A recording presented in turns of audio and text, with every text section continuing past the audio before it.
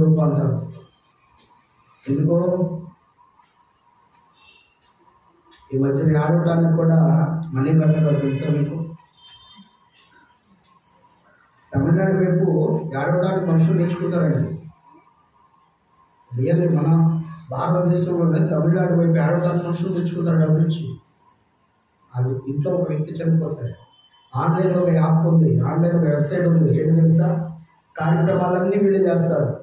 ఫారంలో బిడ్డలు ఉంటే ఇక్కడ ఉన్న తల్లిదండ్రులకు కార్యక్రమం చేయాలంటే మొత్తం వీళ్ళు చేస్తారు. రెండో ప్రజలతో సహా మొత్తం వాళ్ళు అక్కడ ఆన్లైన్లో మొత్తం చూసుకుంటారు. ప్యాకేజీ 5 లక్షలు 10 లక్షలు ప్యాకేజీ చేస్తారు. ఆ ప్యాకేజీ అక్కడ చూసుకుంటారు. ఓకే, మా కార్యక్రమం అయిపోయింది. ఆ ఊరికి తీసుకెళ్ళి గంగలు కలిపొస్తారు. వాళ్ళే తీసుకెళ్ళి అయిపోయారు. అక్కడి నుంచి వ్యక్తి రావాలంటే 3 లక్షలు, మనిషికి ఒక ఫ్యామిలీకి మధ్య బయలుదేరి రావాలంటే ఒక 5 లక్షలు అవుతాయి. అదే మీకు 5 లక్షలు ఇచ్చేస్తే 20 లక్షలు మిగిలిపోయాయి. పోయినట్టు ఇంటికి తిరిగి రాదు కదా. అది లోతు. దయచేసి అర్థం చేసుకోండి. శరీరానుసారంగా జీవిస్తుంటే చావుకు సిద్ధంగా ఉన్నావు. ఆత్మానుసారమైన ఆలోచనలు ఎప్పుడైతే మీ దగ్గర వస్తాయో చావు నీ దగ్గరకు రాదు. చావు అంటే శరీరానికి సంబంధించినప్పుడు ఉన్నారు. ఆత్మానుసారంగా కూడా మనిషి చనిపోతాడు. విధిని వింటారు. ఆత్మీయంగా కూడా మనిషి చనిపోతాడు. చావు అంటే అర్థమేంటి తెలుసా? మరణం అంటే అర్థమేంటి చెప్పండి. తెలుసా మీకు? చనిపోవటం అంటే అర్థమేంటి చెప్పండి. చనిపోవటం అంటే అమ్మా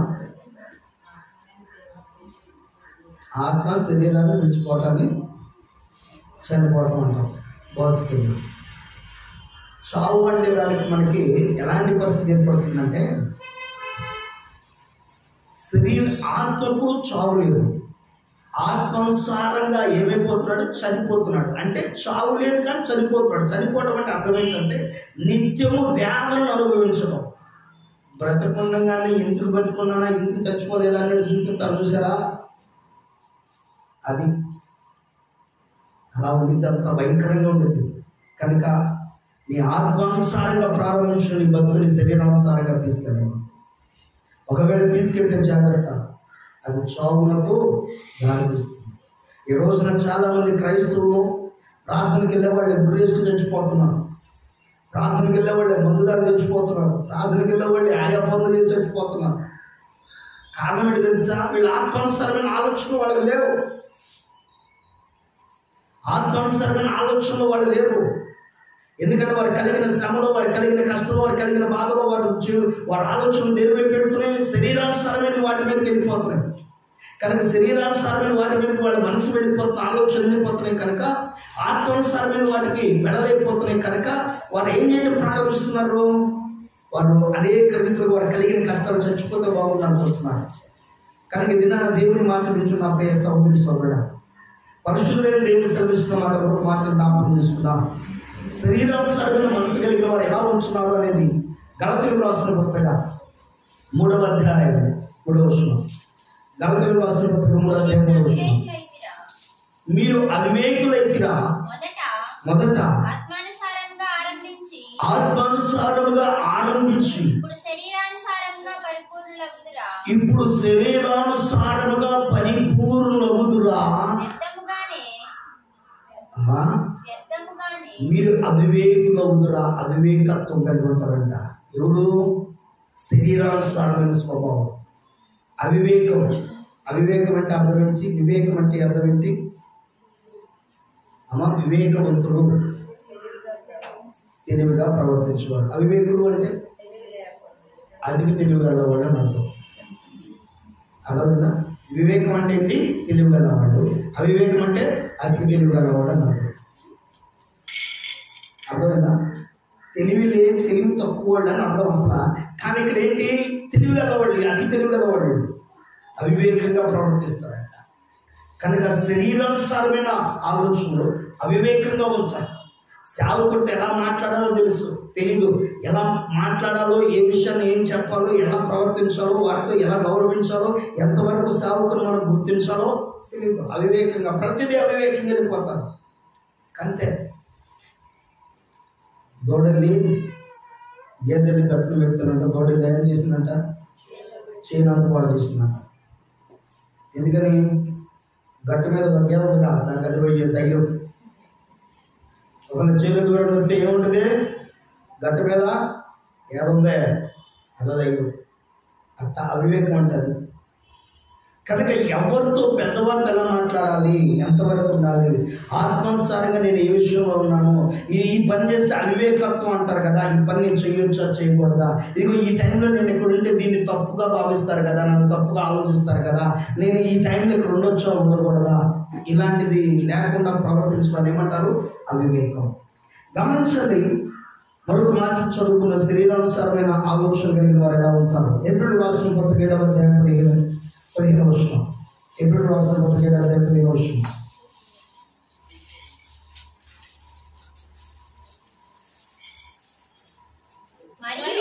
మరియు శరీరానుసారముగా నెరవేర్చబడు ఆజ్ఞల ధర్మశాస్త్రము బట్టి కాక నాశనము లేని జీవమునకున్న శక్తిని బట్టి నియమింపబడి మెల్కీసెదెకు పోలిన వాడైన వేరొక యాజకుడు వచ్చి ఉన్నాడు. కావున మేము చెప్పిన సంగతి మరింత విషితమై ఉన్నది. శరీరానుసారమైన మనసు జీవము లేకుండా ప్రతి బిడ్డలు బాగా గుర్తుపెట్టుకోండి. ఎండిపోయిన చెట్టు, ఎదుగుతున్న చెట్టు రెండు పక్కన ఉంటే ఎలా ఉంటాయి చెప్పండి? పచ్చదనానికి బాగుంటుందా, ఎండిపోయింది బాగుంటుందా? మనకి ఇక్కడ బూరల చెట్టు ఒకటి ఉండేది, కోడిపుంజుల చెట్టు అనేది ఐడియా ఉందా? గుర్తుందా? ఎర్రపూలు అదంటే గుర్తొచ్చింది. కోడిపుంజులు ఎర్రపూలు చెట్టు ఒకటి ఉండేది, అది దాని అంతర్గతే ఎండిపోయింది. ఎందుకు ఎండిపోయిందంటే దానికి ఒక కథలు వచ్చింది. తర్వాత కరెంట్ దగ్గర ఎండిపోయిందనో ఏదేదో ఎండిపోయిందనో చెప్పుకొచ్చారు. స్తోత్రం అనుకున్నా అయిపోయింది. దానికి కొట్టడానికి కోపం వేసి ప్రార్థన చేస్తే దాన్ని కొట్టేశారు మల్లేశ్వర గారు. కానీ గమనించాం, అంటే ఎండిపోయిన తర్వాత చెట్టు ఉంచుకుంటామా? ఏం చేస్తాం? బయటపడేస్తాం. అయితే అలాగే శరీరానుసారమైన జీవితంలో జీవము లేకపోతే ఎండిపోయిన అనుభవంలో ఉంటాం. జీవనదిని నాలో ప్రవహింపచేయమయ్యా, శరీర క్రియలని నాలో ఆత్మానుసారంగా నాలో మళ్ళీ తిరిగి జీవము దయచేయని పాడబడతాడు కదా. కనుక దయచేసి గమనించు. మరొక మార్చని చదువుకున్న కొరింథీయులకు రాసిన మొదటి పత్రిక 2వ అధ్యాయం 14వ వచనం. శరీరానుసారంగా ఆలోచించే వారు ఎలా ఉంటారు అనేది. శరీర సంబంధి అయిన మనుషుడు అనగా ప్రకృతి సంబంధి అయిన మనుషుడు దేవుని ఆత్మ విషయములను అంగీకరింపడు. అది ఎలా కనబడుతుందంట? వెర్రితనంగా ఉంటుందంట. దేవుని ఆత్మ సంబంధమైన విషయాలు ఎలా కనబడతాయి? వెర్రితనంగా ఉంటాయి.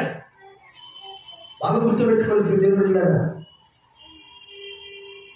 ఆత్మ సంబంధమైన విషయాలు వెర్రితనంగా కనబడతాయి. ఈ రోజున ఒక పూజారి గారు, మీకు రీల్స్లో వీడియో బయటకు వచ్చింది, బాగా రోల్ అయింది.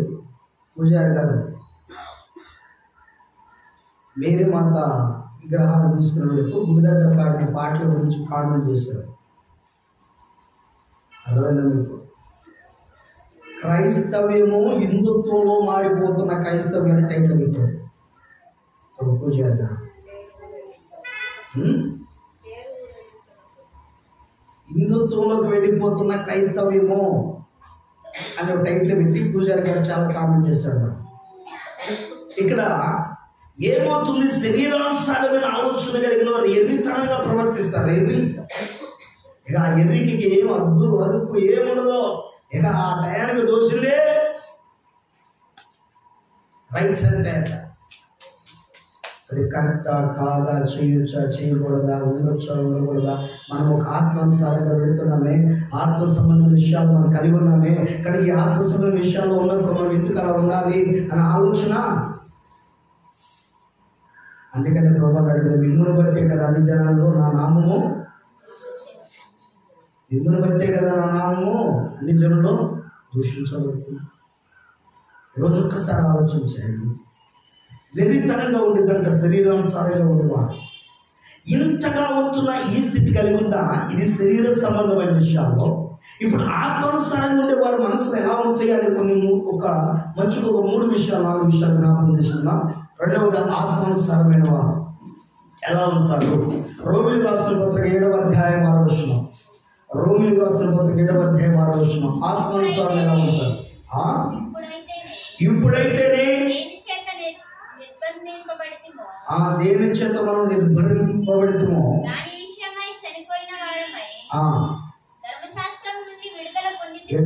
రోమిలికి రాసిన పత్రిక 7వ అధ్యాయం 6వ వచనం చదవమ్మా.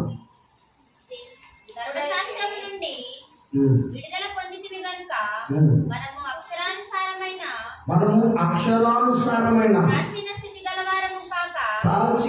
కలవారం కాక ఆత్మానుసారమైన నవీన స్థితి కలవారమై సేవ చేయుచున్నాము. ఆత్మానుసారంగా జీవించేవాడు ఏం చేస్తాడంట? నవీన స్వభావం అనగా దినదినము నూతనపరచబడతాడు. దినదినము ఆత్మీయ జీవితంలో నూతనపరచబడతాడు. ప్రతి బిడ్డలా దయచేసి గమనించండి. మనిషి జీవితంలో పాపాలు చాలా మిగిలిపోయి ఉంటాయి. 2 రకాలైన పాపాలు ఉంటాయి.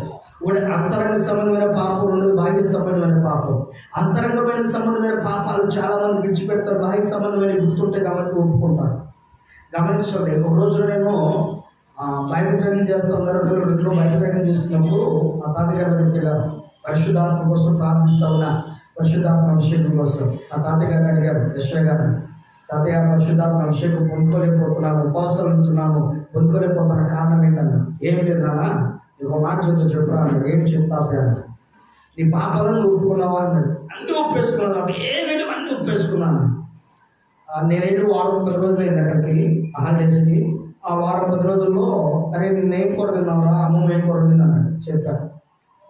3 రోజుల క్రితం అన్నాడు. కొంచెం ఆలోచించి చెప్పాను. 4 రోజుల క్రితం అన్నాడు. కాస్త ఇంకా ఆలోచించాను. వారం క్రితం అన్నాడు. ఇంకా కాస్త గట్టిగా ఆలోచించాను. గుర్తురాలా. ఈ 10 రోజులు గుర్తురాలా. అరే నువ్వు చేసిన ప్రతి పాపం అంతేగా ఏం గుర్తుంది? మనిషి చేసిన శారీరక అంతరంగ సంబంధమైన పాపాలు ఏం గుర్తుంది? కానీ మీకు గుర్తు రావాలంటే ఏం చేయాలి తెలుసా? నవీన స్వభావం ధరించడం అంటే ప్రభుత్వంలో ప్రాయశ్చిత్తం అన్నాడు. ప్రభా నా పాపాలు బయటపరచున్నాడు, విడిచిపెడతాం. ప్రభా నాకు బయటపరచున్నాడు. ఎప్పటికప్పుడు శుభ్రం చేసుకోవాలి. ఉదాహరణకు మన ఇంట్లో పాత్ర తలతలా నిలవాలంటే దాన్ని ఏం చేయాలా? ఇమ్మేసి కడగాల. అర్థమైందా? ఇమ్మేసి బాగా కడగాల. కడగకుండా వండిన పాత్ర అట్టగా పెట్టామనుకో ఎలా ఉంటుంది? మంచి సువాసన వస్తూ ఉంటుంది. జీవితం కూడా అలాంటిది. ఎప్పటికప్పుడు వండిన పాత్రని ఎప్పటికప్పుడు కడుక్కుంటాము. ఆ రోజు నీ ప్రతి లోపాన్ని, ప్రతి పాపాన్ని ఎప్పటికప్పుడు కూడా ఈ దినాన్ని నీ పాపం చేస్తున్నాను, క్షమించయ్యా, ఈ పాపం నుంచి నన్ను విడిపించాలని ప్రశ్నలో ప్రార్థించాలా. రాత్రి కూడా పడుకున్నప్పుడు ఎంతమంది ప్రార్థన చేస్తాం? చేతులు పడుకునే ముందు ప్రార్థన చేసే అలవాటు చేతులు ఎత్తండి. ప్రార్థన చేసే అలవాటు లేని వాళ్ళు ఎట్లండి? ఓకే, ఏమని ప్రార్థన చేస్తారు పడుకునే ముందు? ప్రార్థన, ప్రభా కాచి కాపాడుతుంది, కొందరు పడుకుంటున్నాను, ఏ దెయ్యాలు ఒంటి మీదకి రాకుండా, ఇంటి మీద తొక్కకుండా మంచి నిద్ర, మంచి పెరుగు దయచేసినాము. మొట్టమొదటి దెయ్యాలు గుర్తొస్తుంది తప్పకుండా. ఆ పడుకునేటప్పుడు చేయాల్సిన ప్రార్థన ఏంటి తెలుసా? ప్రభా పగల కాలం అంతా చేసిన ప్రతి పనిలో, నీకు విరుద్ధంగా నడుచుకున్న ప్రతి పనిలో దయచేసి క్షమించు. అది చూపుల ద్వారా, నోటి మాటల ద్వారా, హృదయ తలంపుల ద్వారా, చెవుల ద్వారా, శరీరకార్యం ద్వారా నేను జరిగించిన ప్రతి పాపమును క్షమించి సుఖమైన దగ్గర సుఖమైన వెలుగు దయచేసి నీ స్వాధీనంలో ఉంచుకో ప్రభా. చక్కటి కళ దయచేసి ప్రార్థించు. భవిష్యత్తు గురించి దేవుడు బయలుపడతాడు. దెయ్యాలు తప్పకుండా చేయకూడదు అంటే ఆ భయంతో దెయ్యం వచ్చి దొరుకుతుంది. ప్రార్థన చేశాను అయినా దొరికినాయి అంటే అప్పుడు నీకు అనిపించింది నా ప్రార్థనకు లాగే మళ్ళీ నీకే క్వశ్చన్ మార్క్ ఏర్పడింది. కనుక అక్కడ ప్రార్థన చేయమా. అర్థమైందా? దేవా నీ కాపుదలను ఉంచండి. ఆయన కాపుదల నుండి దేవుడు వచ్చి దొరుకుతాయా?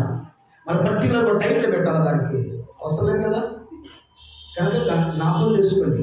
కొన్ని ప్రార్థనలు కొన్ని సందర్భాలు చేయాలి. కనుక నవీన స్వభావం ఎప్పటికప్పుడు నూతనముగా మనము పరిచర్య విషయాల్లో కూడా నూతనమైన విధానం, ఆత్మ సంబంధమైన నూతనంగా ఈ సంవత్సరం కృపవరాలు పొందుకున్నాం. వచ్చే సంవత్సరానికి దాన్ని అభివృద్ధి చేసుకోవాలి, మరొక సంవత్సరం ఇంకా అభివృద్ధి చేసుకోవాలి, ఇంకా పైకి వెళ్ళాలి. ఎదిగే కొద్దీ బిడ్డ పైకి ఎదగాలి, కానీ ఎదిగే కొద్దీ కింద దిగజారకూడదు. ఆత్మానుసారంగా ఎప్పుడైతే నువ్వు ఉంటావు అలాగే ఎదిగే కొద్దీ నువ్వు ఉన్నతంగా వెళతావు అన్నమాట. ఇలా ఆత్మీయంగా ఎప్పుడైతే నువ్వు ఎదగడం ప్రారంభిస్తావో ఉన్నతమైన దీవెనలతో నింపబడతావు, ఉన్నతమైన ఆశీర్వాదాలు నీ సొంతపడతాయి. కనుక గమనించండి, రెండవదిగా ఆత్మానుసారమైన ఆలోచన కలిగిన వారు ఎలా ఉంటారు అనే విషయాన్ని చూసినట్లయితే 8వ అధ్యాయం 5వ వచనం చదవండి. 8వ అధ్యాయము రోమీయులకు రాసిన పత్రిక 5వ వచనం. శరీరానుసారులు శరీర విషయముల మీద మనసుంతుడు, ఆత్మానుసారులు ఆత్మ విషయముల మీద మనసుంతుడు. చాలా ఇప్పుడు ఆత్మ విషయమైనది మనసుంచే ఆలోచన. నేను ఈ రోజున ఒక ఆత్మీయంగా ఏ పాట పాడాలి, ఈ రోజు నేను ఆత్మీయంగా నేర్చుకున్న విషయాలు ఇతరులకి ఏం పంచుకోవాలి, నేను ఈరోజు ఆత్మీయంగా నేను మందిరానికి వెళ్ళి నేర్చుకున్నది ఏమి నేర్చుకున్నాను, నేను ఆత్మీయంగా ఎలా ఉండాలి, నేను ఈరోజు ఆత్మీయంగా నేను ఎలా బలపడాలి, నేను ఈ రోజున ఆత్మీయంగా ఎలా నేను ప్రార్థనలు గడపాలి, ఈరోజు నేను ఆత్మీయంగా ఎలా నేను సేవకులతో సహా పరిచయంలో నేను ఉండాలి, ఆత్మీయంగా నేను వెళ్ళి మందిర పనిలో నేను ఎలా సహకరించాలి. ఇది ఆత్మానుసారమైన ఆలోచన. సాయంత్రానికి తెలిసింది ఇక్కడ శరీరానుసారులు ఎంతమంది, ఆత్మానుసారులు ఎంతమంది. భోజనాలు చేయండి అని చెప్తా అవగానే అప్పుడు తెలిసి వస్తారు. శరీరానుసారులు ఆత్మానుసారులు మామూలుగా ఉండలేకప్పుడు. అర్థమైందండి? కానీ గమనించు, ఇప్పుడు ఆత్మానుసారులు ఏం చేస్తారు? ఆత్మ విషయం మీద అదే మందిరంలో ఏదైనా పని ఉందంటే ఆ పని విషయానికి దేవుని పనిది, నాది కాదు, ఇది దేవుడి పని. ఈ పని ఆ అక్కది కాదు, ఈ అక్కది కాదు, ఆయనది కాదు, ఆయనది కాదు, ఇంట్లో కాదు, ఇంట్లో కాదు, ఇది దేవుని పని. ఆ గిట్టపోతున్నాక ఈడ గిట్టపోతున్నాక ఆడు నచ్చబోతున్నాక ఈడ నచ్చబోతున్నాక ఇది దేవుని పని చేయాలి. ఇది ఆత్మానుసారమైనది. దీన్ని పక్కన పడేసి శరీరానుసారమైన ఆలోచనలకు, శరీరానుసారమైన తలంపులకు వెళ్ళిపోతే దానివల్ల ఉపయోగమేమీ లేదు. దయచేసి గమనించండి, ఇక్కడ ఆత్మానుసారమైన విషయములందు మనసు ఉంచాలి. అనగా ఇది ఆధ్యాత్మిక సంబంధించిన విషయం. ఇది దేవుని మందిరం అంటే ఆధ్యాత్మికమైన విషయం. ఇది శరీరానుసారమైన విషయము కాదు. ఇది రచ్చబండో ఏదేదో కాదు. ఇది ఆధ్యాత్మికమైన సంబంధించిన విషయంలో కనుక ఇక్కడ ఏ పని జరిగినా నా వంతు నేను చేయాలి, నా వంతు నేను ఇది దేవుని పనిలో నేను పాల్గొనాలి. ఈ పనిలో నేను చిన్న పని చేసినా పర్వాలా. తెలంగాణలో మీటింగ్ జరిగేటప్పుడు చెప్పాను, అయ్యా దేవుని పనిలో కరివేపాకు వేసిన పనేనయ్యా. ఒక ఆమె వచ్చింది, అంత పనంతా అయిపోయిన తర్వాత తాలింపు వేస్తా ఉన్నాను. తాలింపు వేస్తా ఉంటే నేను చెప్పిన గుర్తొచ్చిందంట. గొప్ప కరివేపాకు తీసుకుని తుంచి దాంట్లో వేసి నా పని అయిపోయింది, అట్లా వెళ్ళిపోయిందంట. నా పని అయిపోయింది, వెళ్ళిపోతాను వెళ్ళిపోయిందంట. మీటింగ్ అయిపోయిన తర్వాత వంట అయిపోయింది, మీటింగ్ అయిపోయిన తర్వాత అలా నువ్వు చెప్పిన పని చేసాను ఆమె వచ్చి ఏం చేసావమ్మా, కరివేపాకు చేసిన దేవుడు పని అన్నావు కదన్నా, తాలింపులో కరివేపాకు వచ్చి అదైనా అట్టంగా సాయంత్రం అంత నీళ్ళు వచ్చి కింద కట్టి పెట్టేవాడు, పైన ముందు కూర్చోడు, కరివేపాకు వేసేవాడు, ఈ పని చేసేవాడు కాదు. అయిపోయింది. ఆత్మానుసారంగా ఆలోచిస్తే మేలుకరంగా ఉంటుంది. అది శరీరంగా ఆలోచిస్తే వివాదాలతో సమస్యలతో ఉంటుంది. కనుక మూడవది ఆత్మానుసారంగా ఉన్నవారి జీవితాలు ఎలా ఉంటాయి చదవండి. రోమియోలకు రాసిన పత్రిక 8వ అధ్యాయం 6వ వచనం. ఆత్మానుసారమైన మనసు జీవమును సమాధానము. ఆత్మానుసారమైన మనసు ఏమిచ్చిందంట? జీవము. ఏమిచ్చిందమ్మా? జీవము.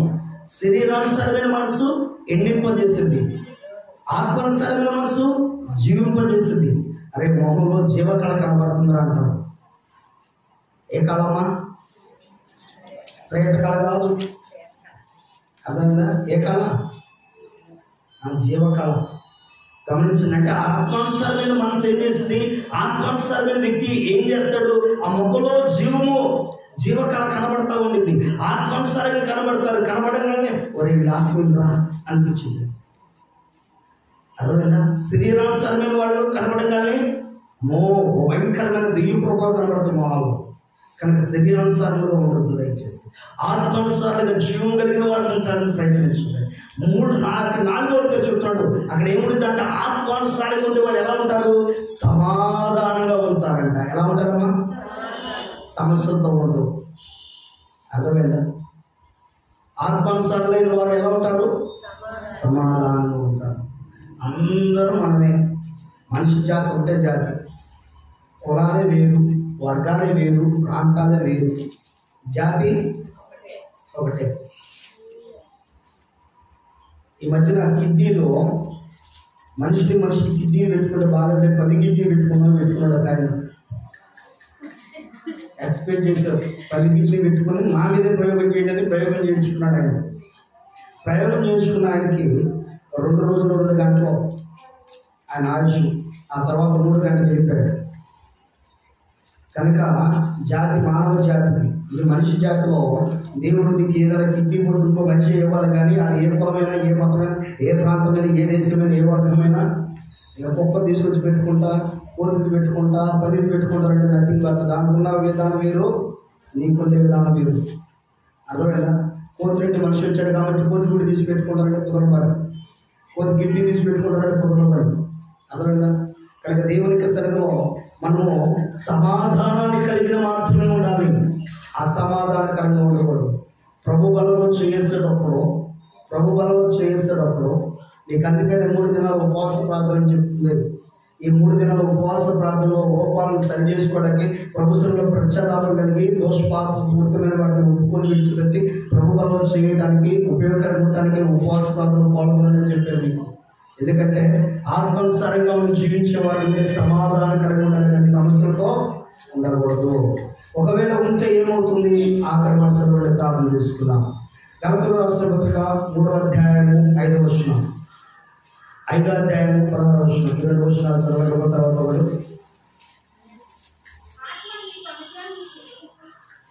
3వ అధ్యాయం 3వ వచనం గలతీయులకు రాసిన పత్రిక. మొదట ఆత్మానుసారముగా ఆరంభించి ఇప్పుడు శరీరానుసారముగా పరిపూర్ణులుగా. అమలారా అయ్యలారా దయచేసి గమనించండి. మొట్టమొదటి మనం ఎలా ఉన్నాం? ఆత్మానుసారంగా ఆరంభించుకుంటే ఎక్కడికి వెళ్తున్నది?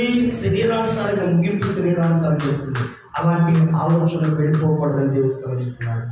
తర్వాత చదవండి, అదే గలతీయులకు రాసిన 5వ అధ్యాయం నేను చెప్పినదేమనగా ఆత్మానుసారంగా నడుచుకోండి, అప్పుడు మీరు శరీరేచ్ఛను నెరవేర్చరు. ఆమేన్. శరీర కార్యములు స్పష్టమై ఉందని అంటాడు అక్కడ. అర్థమైందండి? కొన్ని దోషము మీరు చూడండి, అక్కడ శరీర కార్యములు ఏమైనాయంట? స్పష్టమై ఉన్నవి. అది ఎన్నున్నాయి తెలుసా? ఒకసారి చదవండి. శరీర కార్యాలు ఎలా ఉన్నాయో? శరీర కార్యములు స్పష్టమైనవి. అవి ఏమనగా జారత్వము, అపవిత్రత, కామకత్వము, విగ్రహారాధన, అభిచారము, ద్వేషము, కలహము, మత్సరము, క్రోధము, కక్షలు, భేదములు, విమతములు, అసూయలు, మత్తతులు, అల్లరితో కూడిన ఆటపాటలు. ఇవన్నీ ఏంటి అమ్మా? ఇప్పుడు ఈ 15 ఉన్నాయి. అక్కడ ఎన్ని కార్యాలు తెలుసా? 15. ఈ 15 మనం నెరవేర్చకుండా ఉండాలంటే మనం ఎలా నడుచుకోవాలంట? ఆత్మానుసారంగా నడుచుకోవాలి. మీరు ఆత్మానుసారంగా నడుచుకున్నట్టు శరీరేచ్ఛను నెరవేర్చరు. కనుక ఇప్పుడు ఆత్మ సంబంధులైన వారు ఎవరో, శరీర సంబంధులైన వారు ఎవరు? నీ భక్తి శరీర సంబంధమైనదా? నీ భక్తి ఆత్మ సంబంధమైనదా? నిన్ను నువ్వే పరిశీలన చేసుకో. ఎందుకంటే కక్ష, ద్వేషము, విభేదములు, మద్దతులు, అల్లర్లు, ఇలాంటివన్నీ ఆటపాటలు, ఇలాంటివన్నీ నీ దగ్గర ఉంటున్నాయి అంటే అది శరీర సంబంధమైనదా? ఆత్మ సంబంధమైనదా? శరీర సంబంధమైన వాటిని పక్కన పెట్టేసి, ప్రభువా నీ పాదాల చెంత ఆత్మ సంబంధమైన విషయాలు నాకు నేర్పించాను ప్రొఫెషనల్గా ప్రార్థించడం. తదనుగా ప్రభు ఇంటి మాట్లాడారు. దేవుడు అందరినీ నియమించినట్లుగా వచ్చినగాక. ఆత్మానుసారంగా దేవుడు మన నుంచి శరీరానుసారమైన ఆలోచన నుంచి విడిపించి ఉన్నతంగా దిగించినగాక. ఆమె తడవచ్చుగా ప్రొఫెషనల్గా వచ్చి ప్రార్థించేద్దాం. పరిశుద్ధమైన దేవా, ప్రేమ దేవుని పొందనాలు అయ్యా. ఇంక సమయంలో ప్రార్థిస్తున్నాం. ఈ అపారమైన ప్రేమ, కృప, వాత్సల్యత ఉన్న తండ్రి, వాక్యాన్ని నీరు కట్టిన తోట ఫలింపచేయండి. ఆత్మానుసారంగా మేము ఎలా ఉండాలో, శరీరానుసారంగా ఎలా ఉండకూడదు, ఏదైనా శ్రేష్టమైన మాటలు మీరు మాకు తెలియజేస్తారయ్యా. శరీరానుసారంగా ఉన్న విషయాలు ఎలా తండ్రి ఇబ్బందికరమైనవి, బాధకరమైనవి, ఆయాసకరమైనవి, నా తండ్రి మోసపూరితమైన, నాశనపూరితమైనవి తెలియజేస్తారు.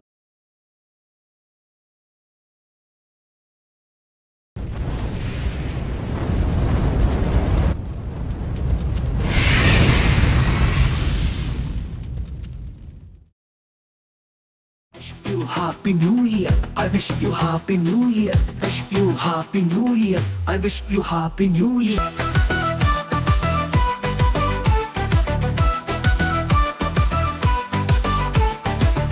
శ్రీ యేసు గీతాలతో, హల్లెలూయా స్తోత్రాలతో సాగిపోయేదము నూతన వత్సరములో. శ్రీ యేసు గీతాలతో, హల్లెలూయా స్తోత్రాలతో సాగిపోయేదము నూతన వత్సరములో. Wish you Happy New Year, I wish you Happy New Year, wish you Happy New Year, I wish you Happy New Year. Shri యేసు గీతాలతో, హల్లెలూయా స్తోత్రాలతో సాగిపోయేదము నూతన వత్సరములో.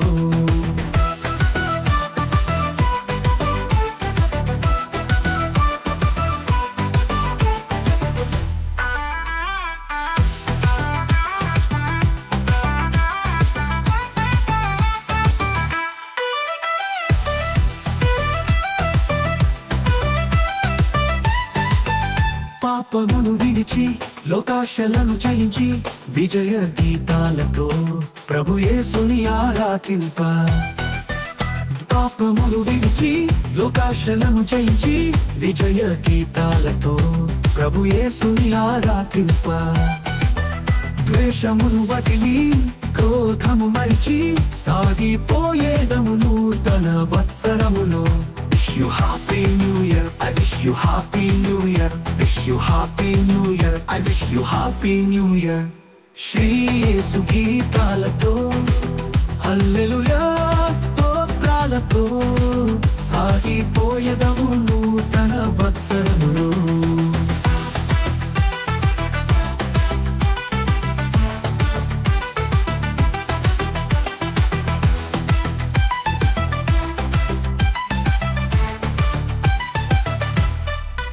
సాతానును ఎదిరించి, శాశ్వత జీవముకై రక్షణ వస్త్రము ధరించి, జీవవాక్యము చేత పట్టి. సాతానును ఎదిరించి, శాశ్వత జీవముకై రక్షణ వస్త్రము ధరించి, జీవవాక్యము చేత పట్టి. నా యేసుతో నడుచుచు ఆత్మను రక్షింప, సాగిపోయేదము నూతన వత్సరములో. Wish you Happy New Year, I wish you Happy New Year, wish you Happy New Year, I wish you Happy New Year. Shri యేసు గీతాలతో, హల్లెలూయా స్తోత్రాలతో సాగిపోయేదము నూతన వత్సరములో. శ్రీ యేసు గీతాలతో, హల్లెలూయా స్తోత్రాలతో సాగిపోయేదము నూతన వత్సరములో. Wish you Happy New Year, I wish you Happy New Year, wish you Happy New Year, I wish you Happy New Year, wish you Happy New Year, I wish you Happy New Year, wish you Happy New Year, I wish you Happy New Year.